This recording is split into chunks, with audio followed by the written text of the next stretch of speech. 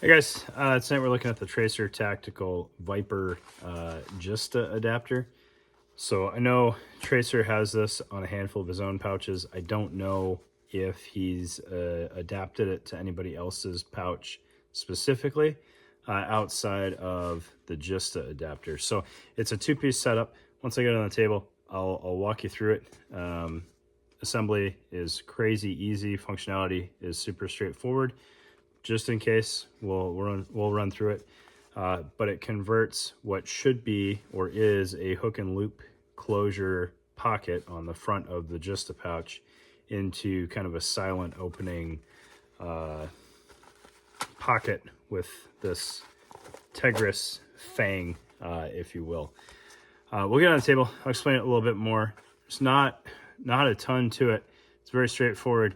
It's $20. It's pretty affordably priced. $20 on top of the JSTA makes it a little bit of a pricey pouch, but I think it's absolutely a great way of doing things, and it would have been awesome if it came that way. But let's get on the table, take a better look at it, and I'll explain it. All right, guys. So when you get the Viper adapter, it is four pieces. If we're splitting hairs, you get a chunk of shot cord with a lock on there. I guess we'll call it the female piece because that's what it is, which is some laser cut squadron on Velcro, and then you get your fang, which is cut specifically to the JSTA. It attaches really cleanly, and it's pretty quick. All right. When I first got it, I was like, yeah, not really feeling the arts and crafts. We'll just see how it works without. And it does okay. But let me show you what okay looks like. So you got your female piece here. You can't mess this up. You just line it up with this Velcro and press it on. No fault of Tracers or Spiritus or anybody else. I don't quite know what's going on, but the lockup on the Velcro was not quite as stiff as I would have imagined it was. It's not Velti Velcro. I don't know what magic Velcro they use. If it was, this would be almost useless.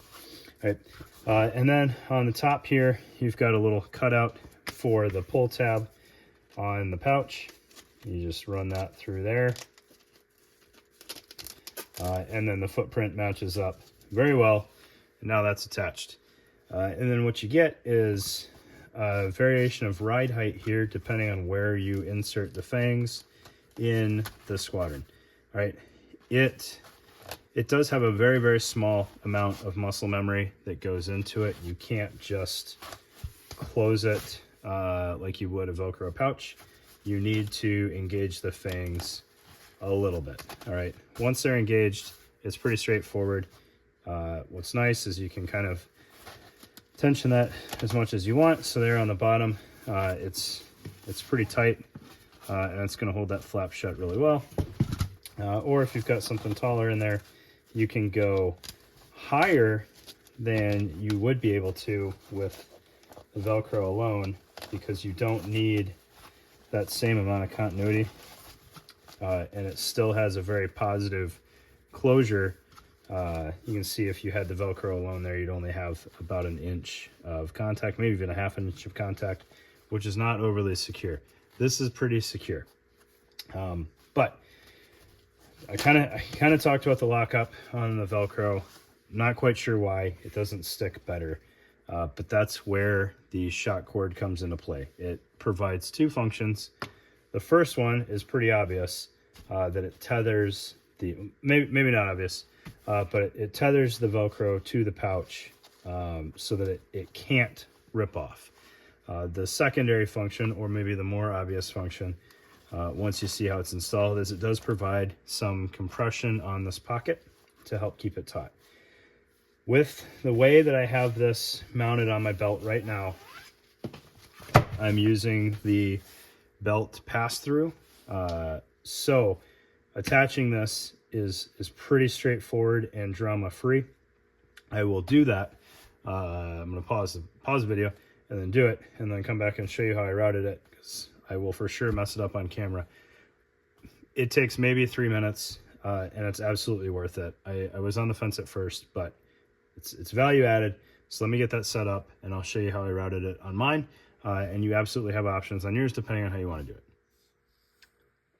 All right, so as I started doing this, I realized how many questions I still get about JPC shot cord routing. So might as well capture it on camera. If you don't want to watch it, you don't feel the need to watch it, great. If you get confused, it's here. All right, so there's a couple different ways to skin this cat. You can either start with one of your free ends poking out of this hole and then work your way back to coming in from the other avenue, or we can stage it, kind of center everything, and then work our free ends at the end. So that's what I'm going to do. I don't know if this is the way to do it, but I'm going to try it this way. All right, so we're going to run this end through our bottom portion of our tuck tab there. Once we have it even on both ends, we're going to kind of leave that, flip this over, then we're going to come up and we're going to run it through the eyelet here. Maybe I needed a tool handy to do this. Probably did.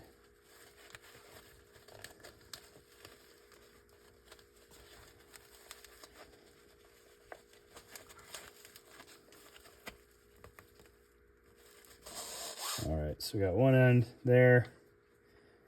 Run this other end through here. Hopefully I got this all on camera and I'm not blocking your view too bad.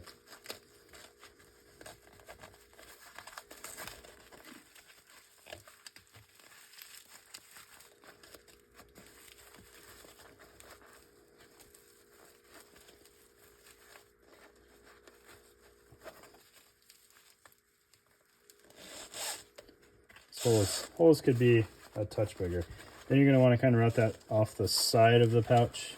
It may want to go underneath the pouch, but you want it off the side. And even it back out again. And then we're going to take it back around the pouch. There we go, got my lock. And once we come around, we can either go back under the belt or we could go on top of the belt and through.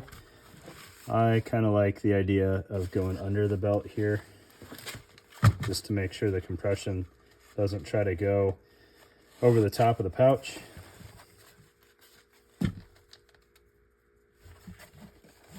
Pull that around. All right, we got both sides coming through. Pop your lock on here.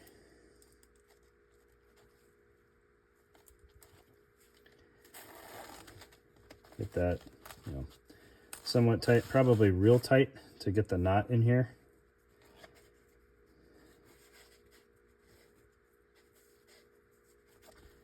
And then give the slack back. All right. Now you can loosen that up, take out slack however you want. Right. So I've got mine kind of snug, and you can see the compression that it's adding. I think erring on the side of snug there is going to be better because it's going to keep your Velcro intact. But again, we have a positive lock wrapping around the pouch in two different places to maintain that. So even if you get real stressed and just rip this, the Velcro may come completely detached, but it's not going to move anywhere. And as soon as you let go of the tension, it'll slap back on. So there you go. That's the Viper adapter from Tracer Tactical. I think it's value added on this pouch, especially if whatever you store in here is something that you wouldn't like to make noise every time you open it. I think that depending on what you have in here, I think there is absolutely value in there. I've seen folks keep long gun ammo in here, spotting scopes, range finders. I think some EOD tools would make sense in there. I think that's how I talked about it in the past, some pliers and whatnot, an approach kit, marking kit, and not having to rip Velcro every time you want to use that.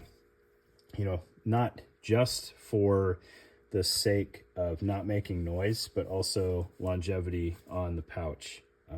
The more you manipulate Velcro, the faster it wears out. So I think this also increases the lifespan of the pouch, aside from adding functionality and some compression, right? There's a lot of room to really load a lot of stuff in the JSTA pouch, so the compression is absolutely going to help. All right, thanks guys.